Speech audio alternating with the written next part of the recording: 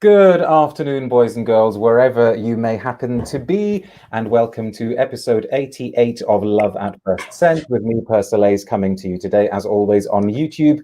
And I must admit, I'm feeling a little bit nervous about this one because you never know where things are going to go with this particular interview subject. But my excitement completely overwhelms any nervousness I may be feeling at the moment. And I hope you'll enjoy the interview as much as I'm sure I will. I'm just doing the usual thing of going on the tablet and making sure that everything is coming through loud and clear. If you haven't already subscribed to my channel, please consider doing so. Please give this video likes and hearts and thumbs up and ask questions, etc. Now, we will be taking questions for this particular interview subject later on in the interview. But I would say if you're watching and if you have got lots of questions, can you please just save them for the moment? Because if you add them to the chat stream now, then I may well miss them later on. So just hang on to those questions. Okay, so who have we got today, folks? We have got the person to whom we should be grateful for this impressive stash next to me, the founder and the creative force behind Etat Libre d'Orange. He is none other than Etienne De Swardt. Now, I think it would be fair to say that he crawled onto the perfume scene on all fours at the beginning of this century with a perfume called Oh My Dog, which I never had the pleasure of smelling, but maybe some of you have. That was followed by Oh My Cat. And then about 14 years ago, he launched this brand. It was a sort of enfant terrible or agent provocateur of the perfume scene, of the independent scene. But it has, in the last 14 years, cemented its reputation as being one of the quirkiest, one of the wackiest, one of the most original perfume brands in existence at the moment, and has given us some truly, truly beautiful, striking, memorable, wearable creations. Etienne has worked with some of the finest perfumers in the business, including Antoine Maisondieu, Antoine Lee, Christine Nagel, Ralph Schwieger, Daniela Andre, Quentin Biche. So I'm sure there will be lots and lots to talk about. I'm sure all of you will have at least one favorite Etat Libre perfume out there.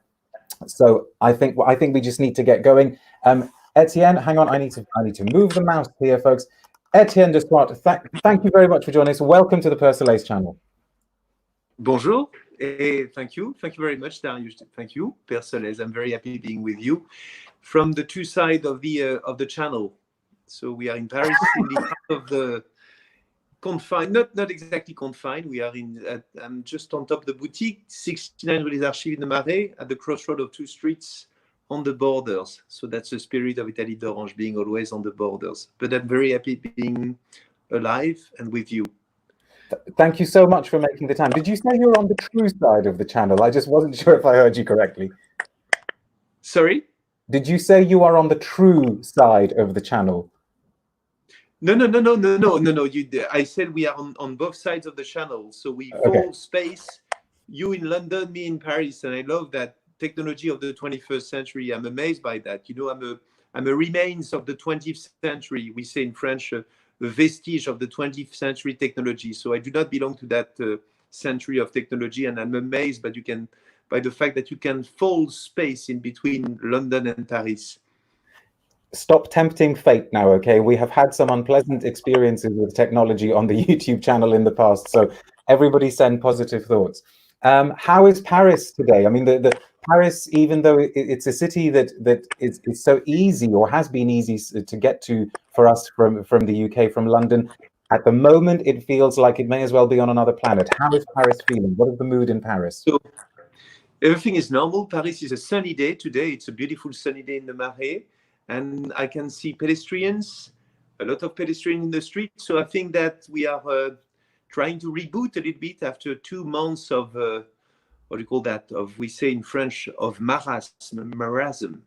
And but anyway, I think that yes, we'll revenge ourselves and counterattack the COVID. So definitely we'll be successful on that theory of collapsing. Yes, we'll revenge.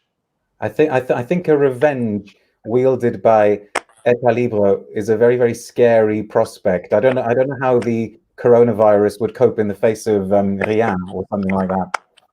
Sécrétion Magnifique has been created based on that virus of the early 80s, and definitely magnificent secretions. A good thing about the virus is you mutate, you just reboot somehow. So I just would like to see the bright side of it, and somehow the COVID will take us to a new era, a new opus. I hope so. And so definitely it's part of Sécrétion Magnifique. Very anyway, often. Sorry, I'm a little bit confused today. I hope that I will be not insane in the way to answer your questions. No, I hope you will be really insane, because that's why I always enjoy our conversation. So you be as insane as you like.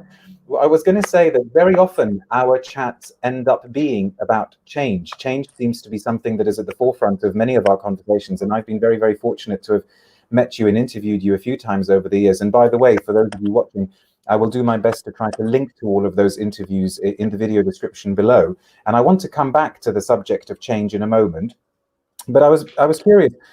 Your boutique in Paris has been closed. You told me before we went live that it will reopen tomorrow, but I suppose there's been some kind of selling going on online. I was just wondering whether you've noticed that the pattern of sales during this lockdown period has changed. Has there been a renewed interest maybe in some perfumes, and have some perfumes which had always been very popular, have they sort of gone down in sales?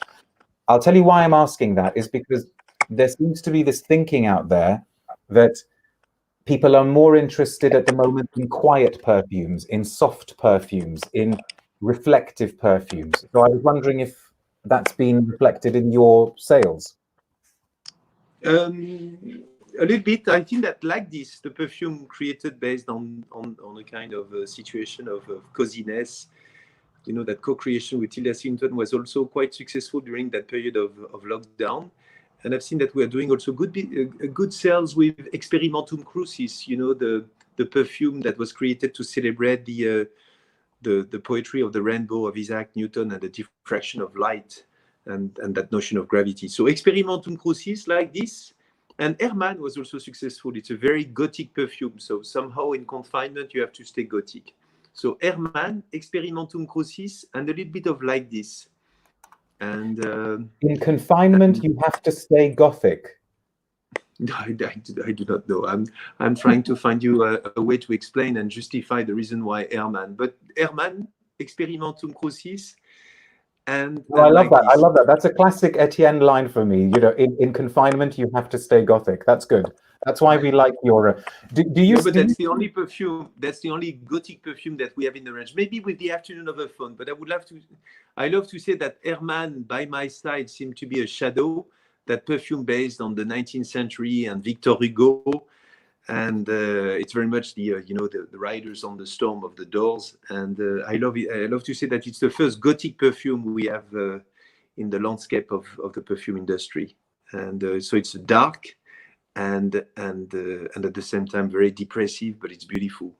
So you are saved by the beauty of things when you feel desperate, which is it's a good protective shield for despair, Hermann.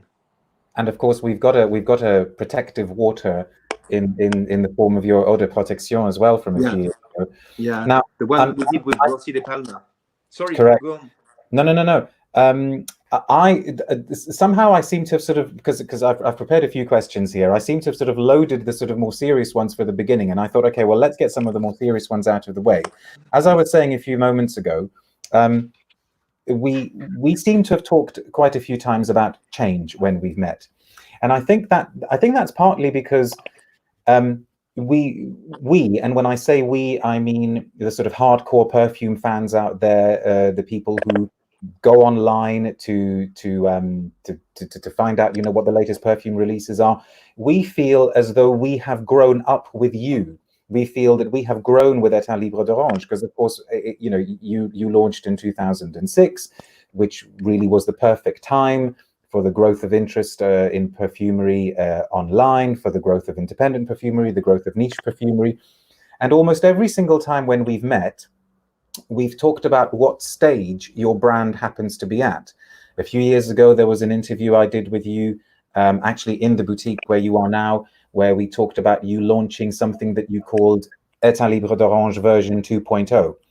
And then I went back to the last interview that we did that appeared on Base Notes, and I was very, very struck by something you said. So I'm going to read your words back to you, Etienne. Watch out. Because I actually thought there is scope for a whole interview just in this one paragraph that you said.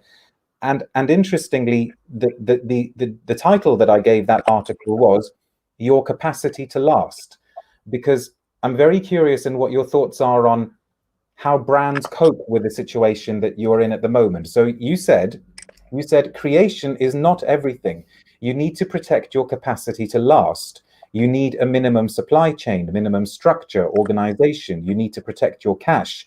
I was very much into creativity 4 years ago.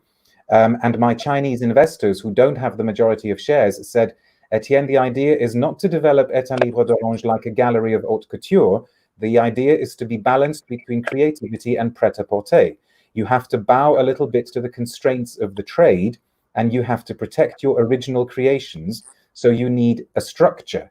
Etat Libre is not corrupted, but structured in order, first of all, to respect the commitment of the first perfumers. Reinventing yourself doesn't mean breaking yourself from what you did. There is so much to unpack there. I could spend a couple of hours talking to you on just that. I was serious and boring. I was so serious and so boring. I just no. You were so serious but not boring. My first question from that is, how are your Chinese investors in all of this?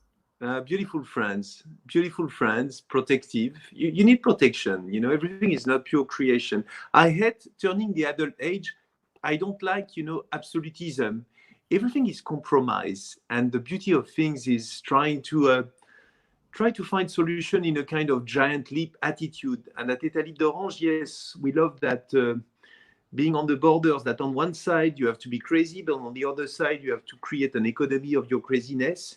So that's a kind of that's the poetry of Etat Libre d'Orange. So serious on one side, eclectic on the other side, shameless frivolity on one side, seriousness, frivolity and fundamental. So that's the bland crossroad spirit of Etat Libre d'Orange.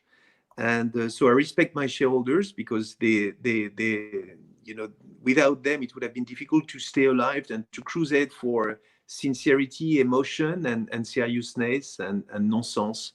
So do you think you are as frivolous as you used to be, or because you said yourself that you're in your grown-up age now, do you think you really are firmly in the grown-up age now as a brand? Turning the I think that the brand is a beautiful harmony. That means that we have a good organic growth. We respect, the statement of the beginning of Etat Libre d'Orange. We do not corrupt the philosophy, which is emotion, nonsense, eclecticism, and that capacity to last comes from a minimum economy of the things. If you just create things for the sake of creation, you turn into a gallery, and you do not last with. So definitely you need a balance of things, and we have achieved that level of a beautiful harmony. Etat Libre d'Orange is no more into a kind of cash crisis situation as it used to be at the very beginning. Etat Libre d'Orange has a level of harmony with a good balance of economy, sincerity, quality, emotion, radicality, nonsense. Everything has been tamed a little bit, and the philosophy has not been corrupted. So I love the level of harmony now. This is a good point, because I'll take questions from the audience late to a little bit later on. But it's a good point to bring in this one, because we've got a question from Fabi. By the way, when you ask a question, guys, if you are able to say where you are, that would be really, really great. Obviously, you don't have to, but if you're able to let us know where you are, it's always fun to find out where you are.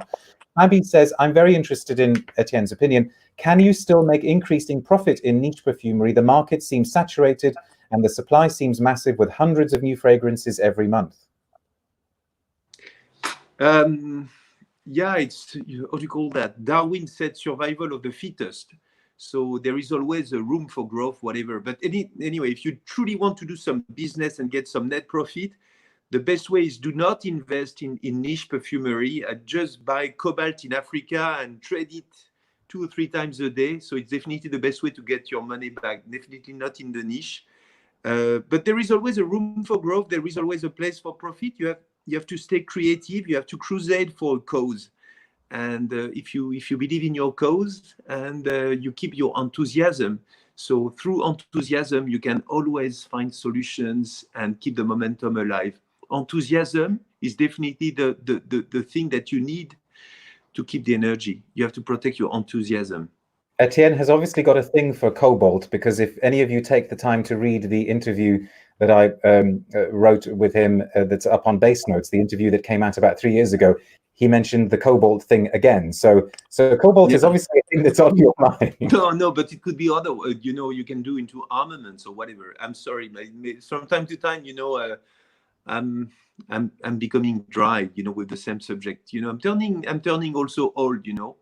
Etienne, stop. I'm teasing you. You're allowed to repeat yourself. How do you worry now? According to what I've been able to find out, you have got 45 perfumes, or you have launched 45 perfumes. At what stage does the collection become too big?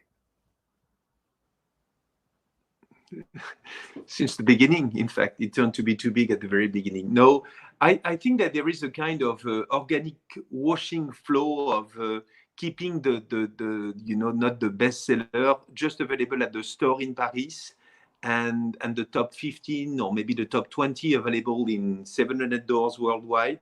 So we organize the company. We focus on the bestsellers in terms of international markets, and the rest of the range, the slow movers such as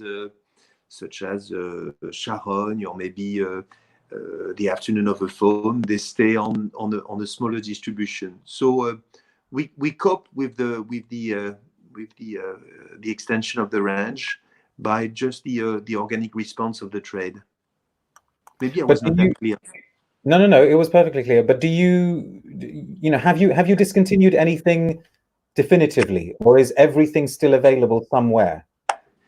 Yeah, everything is, when you create something, it's never eternal, but also we try to keep them alive all the time. But we have minimum production on Charogne, minimum production on Éloge du Trait, but we keep a little level of maceration for each. And but so far we try to keep them alive, but not available all year long. And in terms of production, this is another question that I had for a little bit later on, but it's probably a good point asking it now. Obviously, as far as independent or semi-independent brands go, you guys are quite big, but it would probably be fair to say that you don't produce as many bottles of, like as there are of a masterpiece like Bleu de Chanel or something like that. You'd probably produce things in slightly smaller quantities. What's happening with production at the moment? What's happening because of the current situation? What's happening with sourcing materials? Is production able to continue, or have things had to stop? No, the flow of business is slow from production to obviously also production, but also the the logistic platform.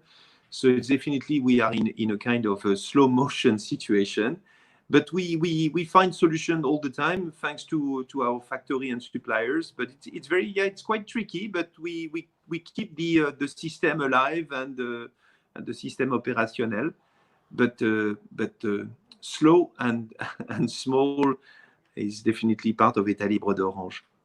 And is that having an impact on future releases? Because I would imagine, like most brands, you would have been working on things that were scheduled to come out in 18 months' time or 24 months' time. Is that development work carrying on, or is there a huge pause button pressed on all of that as well? Postponed a little bit by something like two months. We're supposed to release something in July, and it's going to be in September, October, and we are working on something based on the I don't know how to say it, based on the French literature of the 20th century, a beautiful screenplay, and so this will be released in September. But yes, definitely that's slow move. That's the way it goes right now. And I've got one final sort of serious question, if you like, and then maybe we'll start having a little bit of fun. It's at this point that it's appropriate for me to say, based on the live interview that we did yesterday, one person asked if these interviews are staged. So they sort of asked whether Etienne, in this case, knows in advance what questions I'm going to ask him. And you know, he absolutely doesn't. The motto for these Love at First Scent episodes has always been unscripted, unedited, unrehearsed, except for the case of the question that I'm about to ask now, because I got a question from a reader called Sebastian, and because this is quite a tough question, and as you will find out, a potentially controversial question, I wanted to give Etienne time to compose an answer. So Etienne knew that this particular question was coming, okay? So the question goes, I've got a problem with a company that's called the Orange Free State. In particular, when reading what they have to say about the beautiful liberty and freedom of that entity when they describe the brand on their website. After all, the Orange Free State was a state that was based on the violent oppression and exploitation of the Black people of South Africa. I find especially disturbing the complete absence of a single critical historical thought on the website. I may suffer from a bout of political correctivitis, but I would not support the company by buying their products. I am really very much interested in an answer. So, over to you. So what could be the answer? The answer is poetry. When I was just about to launch I Am Trash, some people, they say, hey, look what's going on. You're going to be polluting with the cap. You're going to be polluting with the bottle. Everything will be polluting when you will be launching I Am Trash. So will you be pretending that it's ecology? And I said, no, it's not ecology. That's the poetry of the trash. And I don't want to focus or capitalize on ecology with that launch of I Am Trash. And I think it's exactly the same. It's the poetry of that 19th century and the beautiful South Africa, and not that political situation or whatever. So it's definitely the poetry of the Free State, the poetry of the beautiful landscapes, and the story of the Voortrekkers and things like that. So definitely the poetry of South Africa. This is what we have, a place where you collide. I'm talking about the two oceans colliding. So I'm not into that, the history of South Africa. My father ran away from South Africa long ago in 1968, and he was a kind of forefront Democrat. So we are not related to any kind of statement on the history and the politician history of the Free State. It's definitely the beautiful landscape of South Africa. It is I was raised in South Africa as well as in New Caledonia. And I love to say about South Africa and New Caledonia that they were beautiful land of poetries and land of obviously violence. In New Caledonia, we used to say that it's terre violente, and places where everything can collide. So the beautiful collision of the two oceans, beautiful collisions of a rainbow nations, that's very much the answer. Poetry is the answer.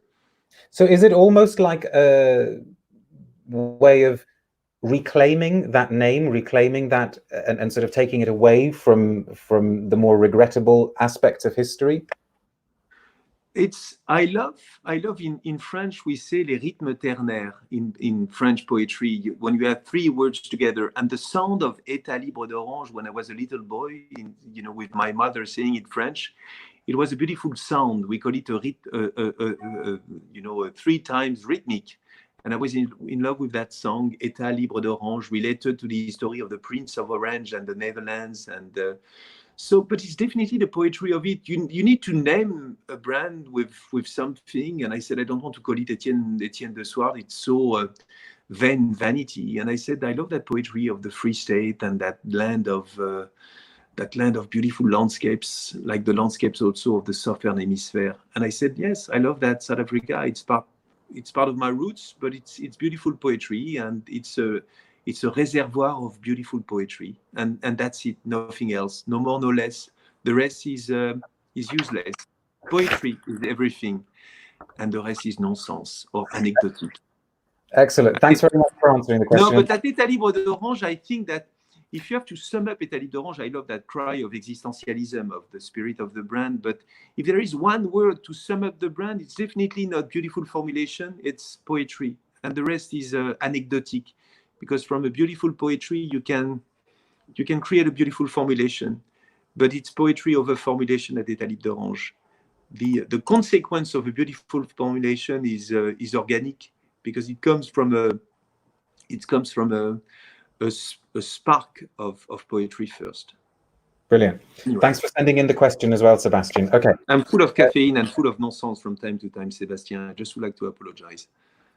Well, you don't apologize. You've given a perfectly good answer. You don't need to apologize. No, anyway, we'll leave it to Sebastian to judge if he's happy with the answer. But I was born and raised Democrat. That's the key thing. And that's part of that. You know, my mother was a Greek, French, and Latin teacher in Education Nationale in France. So she's definitely a Democrat. Same for my father. He was an engineer in South Africa, and he left South Africa, and he was in love with France, with the French democracy. So I was raised Democrat, and I love all people. You know, there is a beautiful word in South Africa. In South Africa, we call it Ubuntu. We are all interconnected. Ubuntu, it's a Xhosa word. It means interconnections. We are all interconnected. And I love that spirit of blending all together into one single nation. That's a great word. So I hate absolutism. I love being on the borders to welcome everybody, to be inclusive of everybody. Now, it wouldn't be a Persolaise interview without a game of some sort, something to put you on the spot. So, and this is actually a continuation of a game that we played many, many years ago, where I called out the names of some famous people, and you had to choose a perfume for them from your collection, from your very, very large collection of perfumes. So are you ready for this? Let's put you on the spot. I'm going to call out the names of some people. I'm sure you know all of them. At least you will know the vast, vast majority of them. So from your collection, Monsieur De Swardt, what perfume would you choose for Boris Johnson?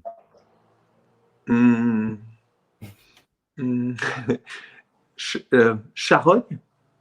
Okay. No, I do not know. I don't want to be a fat electrician. Fat electrician is definitely the curse of beauty. The curse of beauty.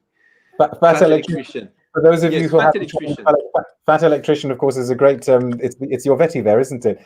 Next one, yeah. Penelope Cruz.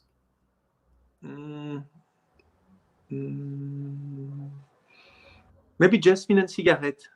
Yeah. Yeah, I see that actually. What about Beyonce? Real blonde, vraie blonde. Good choice. Lady Gaga. Don't get me wrong, baby, I don't swallow. I could have almost guessed that one. What about your Monsieur Macron? Herman,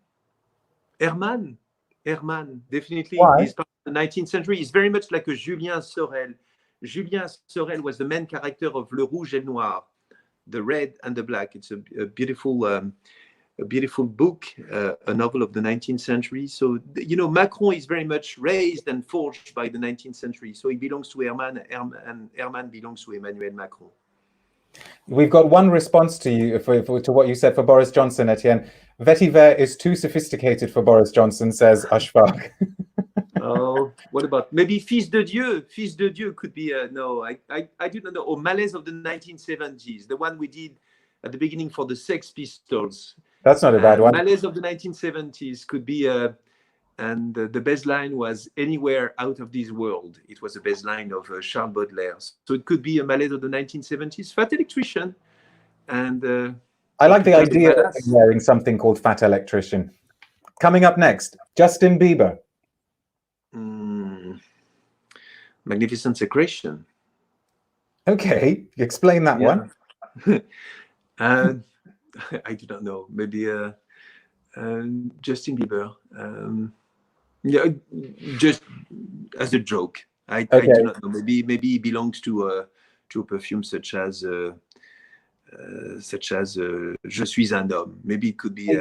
People are still stuck on Boris. What about the hotel whore for Boris? Remember, I love, there is a phrase for Putain des Palaces. When we launched Putain des Palaces, the slogan of Putain des Palaces was be a slut or just smell like one. Could be a naughty one for Boris Johnson, but I just would like to respect your politicians. So I don't want to be a naughty boy. So I just would like to maybe eau de protection could be useful. He's a new father once again, and he's just out and released from the COVID. So yes, eau de protection for Boris Johnson. You need the politician to rule a country. The one thing I don't believe you saying, Etienne, is that you don't want to be a naughty boy. But never mind, we'll let you have that one. Eau de protection. This is definitely what he needs. He needs to be protected. Very well. So eau de protection is the one you protected by the rose. thorns of the rose. So for Al body strength, Pacino. Al Pacino. Oh, Al Pacino. He belongs to Lucifer. He was beautiful in that film, Devil's Advocate. So I would like to say that Éloge du Traître, or maybe once again Herman, or no, Attaquer le Soleil, which is the one we co-created with the Marquis de Sade. So Attaquer le Soleil, the Marquis de Sade was a beautiful Luciferian angel, Lucifer. So I think that Al Pacino is a beautiful Lucifer, especially in his film, The Devil's Advocate. So yes, Attaquer le Soleil, Attack the Sun of Marquis de Sade. Meryl Streep. Out of Africa. So what could be related to Meryl Streep? Or maybe you or someone like you. Yeah, she was beautiful in Out of Africa. Yes. Karen Blixen. That's my memory of Meryl Streep. So definitely something such as you or someone like you. At the end, she suffered through the nostalgia of Africa, as well as the memory of the love. And so she's definitely, it's something very universal and very singular. So you or someone like you could be a good way to celebrate Karen Blixen and the beauty of Out of Africa. Hillary Clinton. Hillary Clinton? Hillary Clinton. Noël au balcon. Noël au balcon. Why? In French, because the first name of that perfume, just about to print the packaging, the first name was Cette fille est un cadeau pour homme trop sage.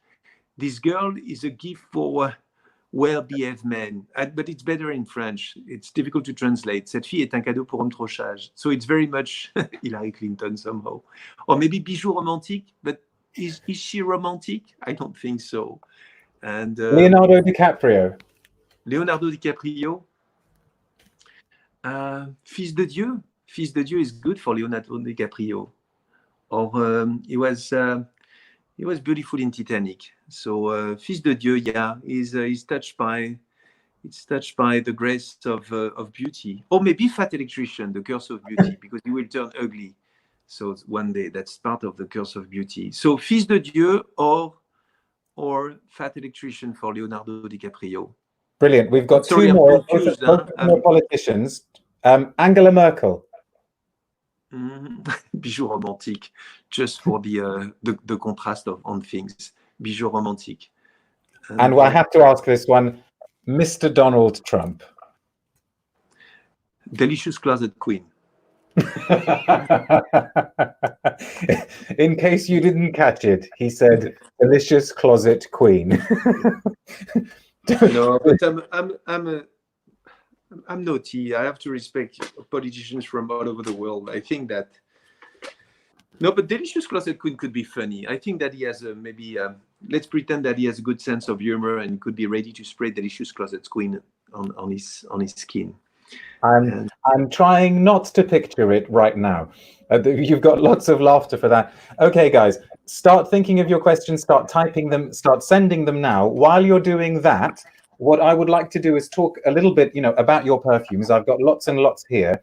Before we went on air, Etienne, you are a true fan. You are a true fan. You were brainwashed totally by the beginning of Etat Libre, but you are a true fan, and I respect your true sincerity and devotion for the brand. Merci, monsieur. No, not at all. De rien, I think. Oh, did you see what I did there with your de rien? Yeah. No, I genuinely am a fan, and anybody who follows the blog or reads the articles knows that I'm a fan. This is absolutely, I think, one of the most beautiful things you've ever done. This is the Afternoon of a Faun, composed by Ralph Schwieger. But you were telling me a really beautiful story about it before we went on air. So do you mind repeating it while I smelled it?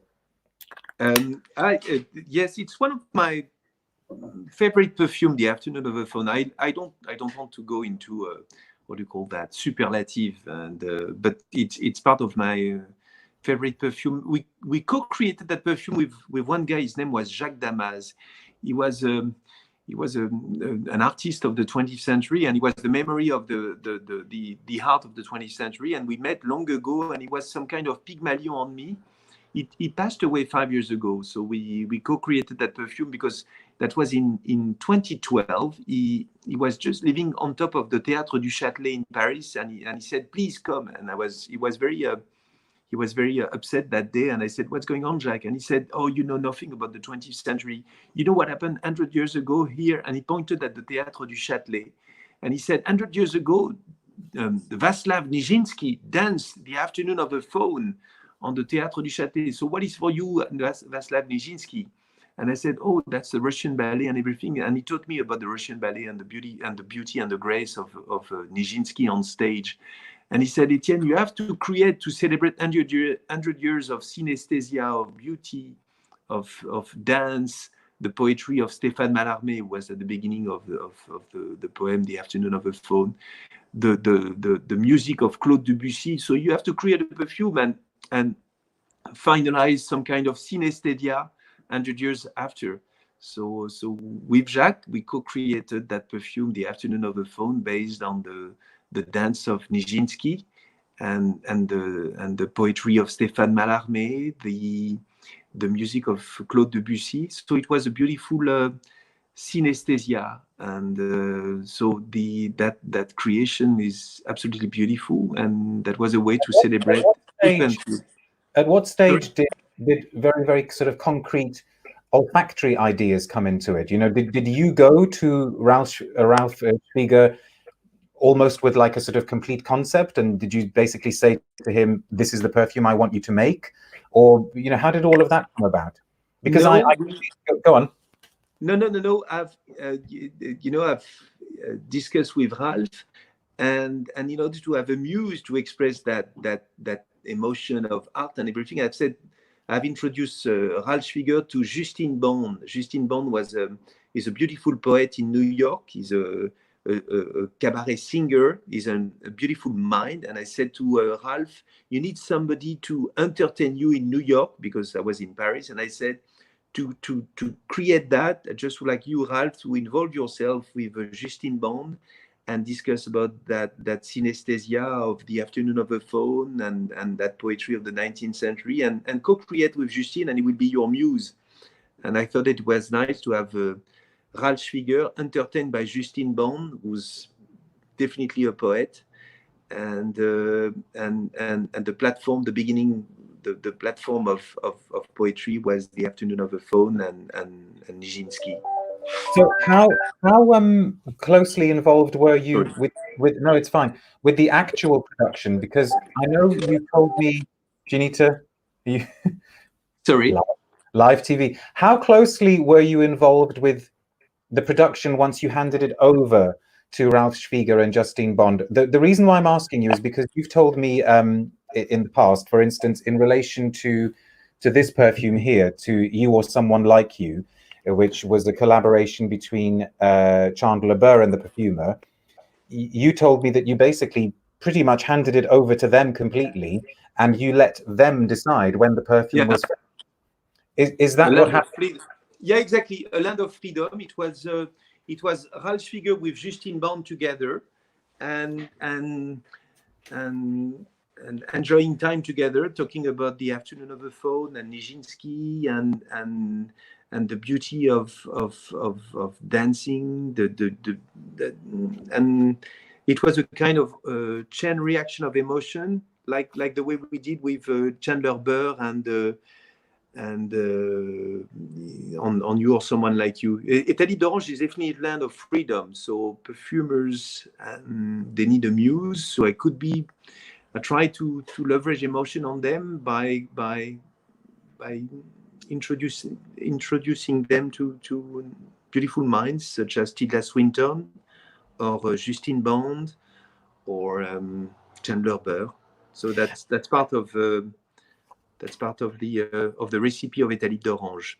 So when Ralph Schwieger presented you the first mod, was it a genuine surprise? I mean, for those of you who haven't tried this perfume, it is absolutely one of my favorites in the range, because it's a really beautiful homage to the past, and yet it never feels old-fashioned. It somehow feels completely modern and timeless.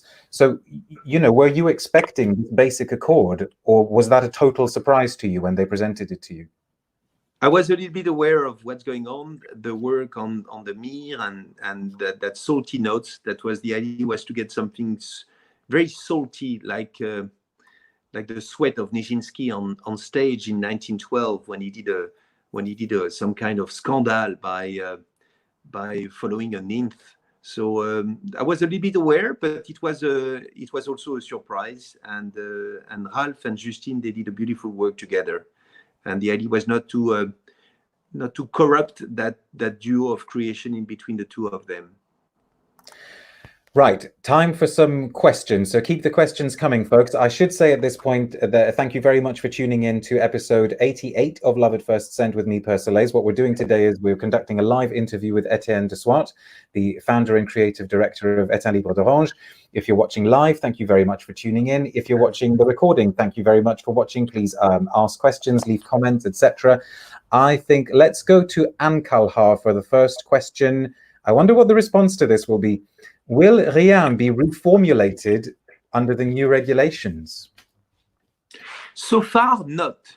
So far, Rien has not been reformulated, but you never know what's going on with the IFRA, and it's definitely a pain in the neck for us when you have a new IFRA. So, but so far, Rien has not been compromised.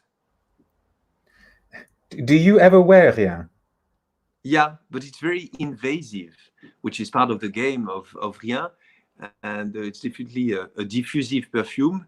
And when I travel Saudi Arabia, yes, I'm a true fan of Rien. But I love Rien. But, you know, strange enough, I love Rien on a feminine skin.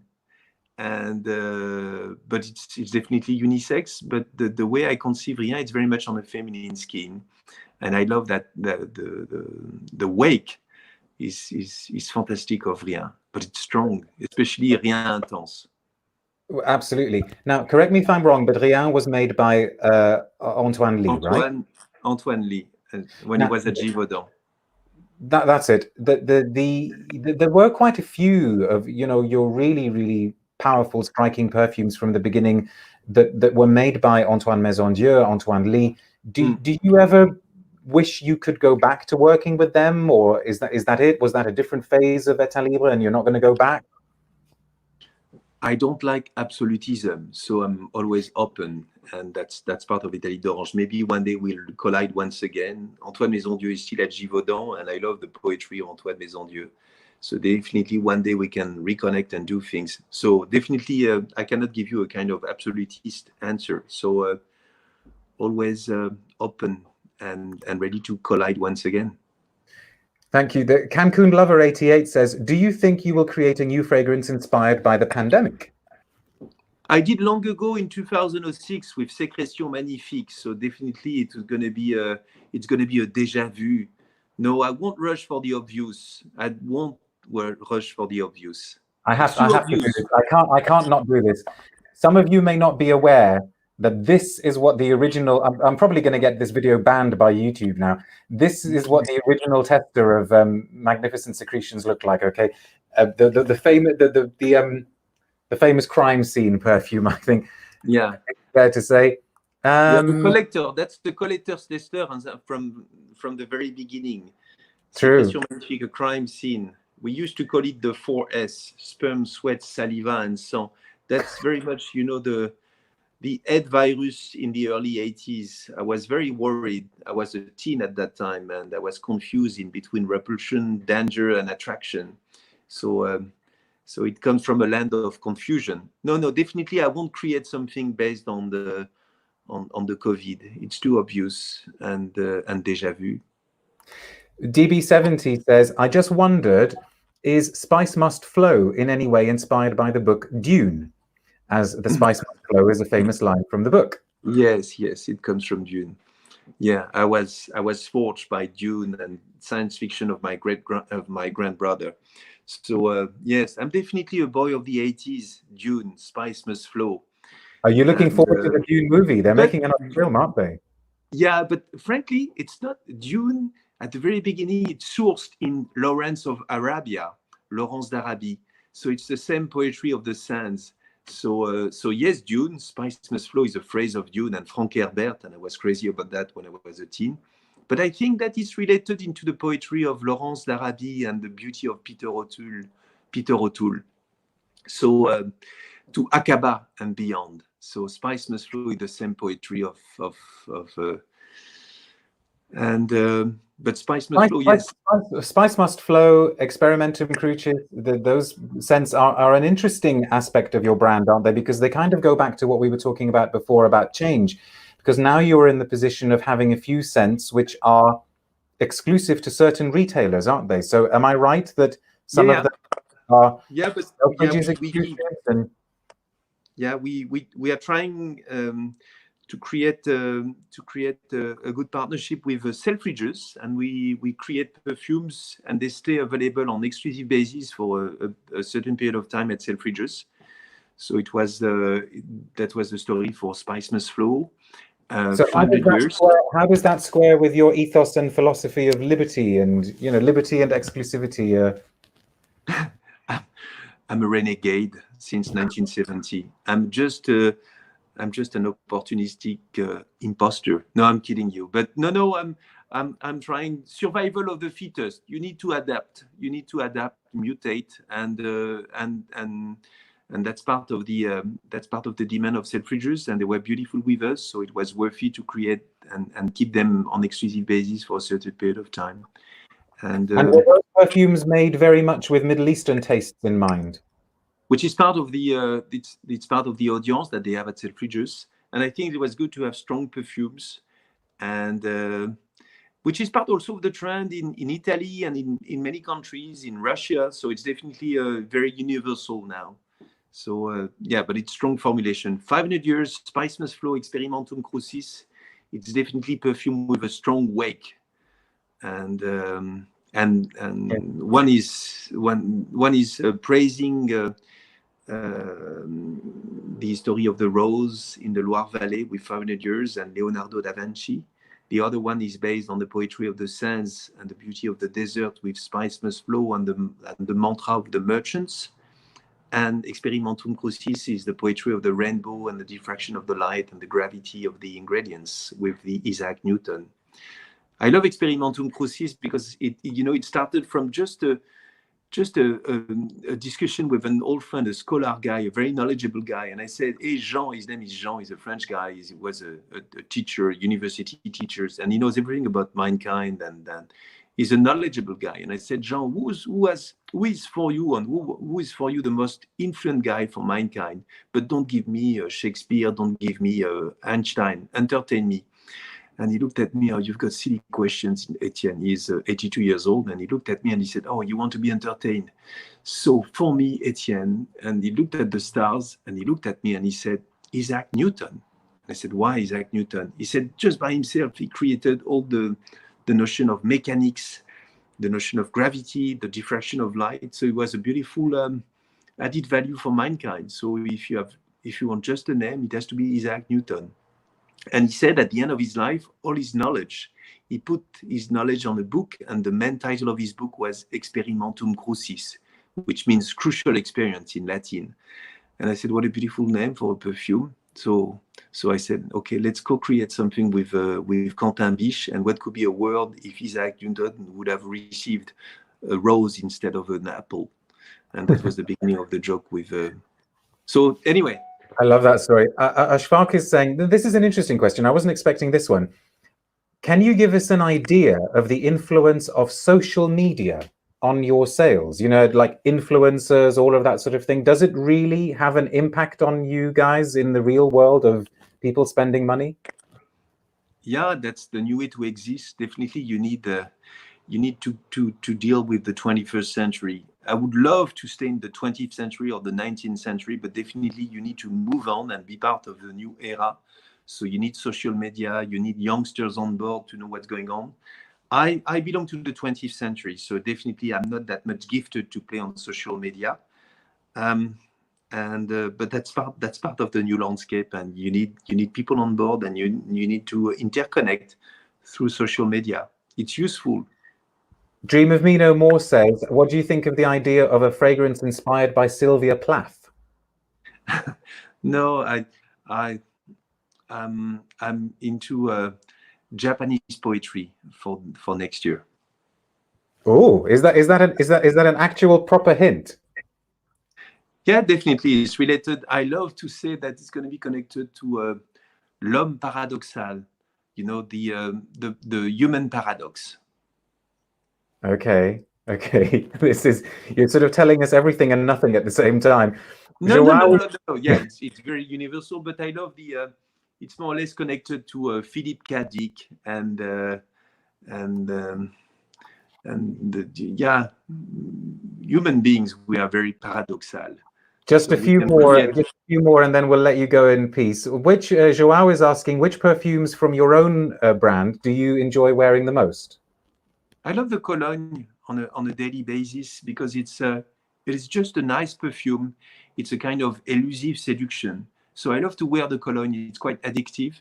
And but if I have to pick up just one right now, I will pick up two: Herman and the Afternoon of a Faun. Okay, so that's nice that we talked about it earlier. Is there a particular fragrance that shaped you in your late teens and early 20s?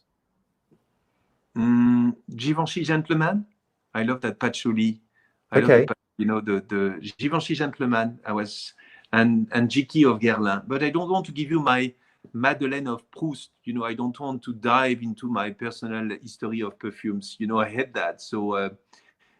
But if I have to say one, could be Givenchy Gentleman. That must have been quite special for you then, because you spent some time working at Givenchy, didn't you? Yeah, long ago. But it was from my grandfather, Givenchy Gentleman, that was in the late 70s in New Caledonia, early 80s. So definitely it's not related to my job at Givenchy. It was just a coincidence. Okay. But I don't like people, talking about their great grandmother and, my father used to wear that. I love to say fuck Proust, because if you would like to paraphrase Proust, you won't be as good. So don't talk about your own Madeleine and your great grandmother or whatever. Try to reinvent yourself. And we say fuck Proust. Proust was the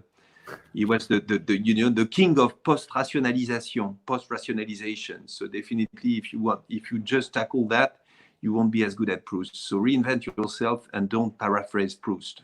See, because of the earlier image that I showed, I'm going to have to put up like some kind of a warning on YouTube. And now, because of your language, I'm going to have No. Instead of fuck Proust, just say merde à Proust in French. Yeah, but this is live, Etienne. You've said it 3 times now. So I'm sorry. I just would like to apologize. I will pay you a drink. I will pay you a drink. No, it's cool. I'm okay, except I'll probably have to put the warning. Okay, thank you very much, guys, for all your questions. One final one from me. Are you optimistic about the future? Yeah, obviously. And yeah, it's blue sky. Like you or someone like you, it's always possibility in the blue air. So yes, stay positive and save yourself with a beautiful perfume on your skin. And the rest is absolutely anecdotic. That's a really, really nice way to end. Everybody, thank you very much for all your questions. The next, I'll put up details on persolaise.com and on social media, but the next live interview, we're going to have 2, fingers crossed, next week. On Wednesday night, we're going to be talking to Benjamin Almarac of Parle-moi de Parfum, and then on Thursday, we'll be talking to Geza Schoen of the Eccentric series. But for now, Etienne De Swardt, what was that you were showing? I missed that. I didn't see it.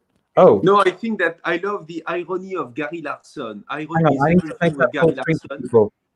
And I love that. It's very much the spirit of Etat Libre. One cowboy says to the other one, Frank, don't do that. And Frank is only crossing his legs around the campfire. So that's the spirit of Etat Libre, being on the road the less traveled. So I love the irony, cynicism of Gary Larson, which is as good as poetry. I love the fact that we managed to get the far side into this interview. Etienne, I cannot thank you enough for taking the time to do this, for being such a good sport, for subjecting yourself to our Persolaise insanity. Apart from that one question, you genuinely didn't know what they were. Thank you to all of you for tuning in with your questions. And remember, Fat Electrician for Boris Johnson. We're going with Fat Electrician. We're going with Fat Electrician. I'm not sure he's an electrician that I would actually allow into my house to repair anything, but never mind. We'll leave that for another day. Remember, I love Plumber's Crack. I have to do one day a collection of Plumber's Crack image. No. Anyway, I'm sorry. Like Builder's Bum, you mean? Yeah, you say in English Plumber's Crack. in French, we say le décolleté du plombier. You know the plumber's crack? Yeah, no, we know where you're going. Builder's bum, things like that. On the builder's bum I was note, supposed to end on poetry, and I end on plumber's crack. I'm a stupid boy. You know, I've ruined your interview. No. Actually, you have just given us a really, really memorable image of Boris Johnson with builder's bum coming in, but smelling fantastic. Stay safe, folks. Take care. Merci. I will see you soon. Merci. Ciao.